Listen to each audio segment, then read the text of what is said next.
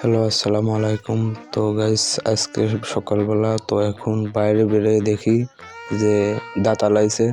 তো আপনাদের একটু দেখাতে চাইলাম, তো এই জন্য ভিডিওটা শুরু করলাম। তো গাইস, আমাদের দিকে দাঁতাল বলা হয়, আপনাদের দিকে কি বলা হয় একটু জানাবেন কমেন্টে। গাইস, এইগুলা অনেক ভয়ঙ্কর, দেখুন গায়ে কি নোংরা, আর তারপরে এগুলা নাকি সাপ পোকা যা সামনে পাই সব কিছুই খেয়ে ফেলে।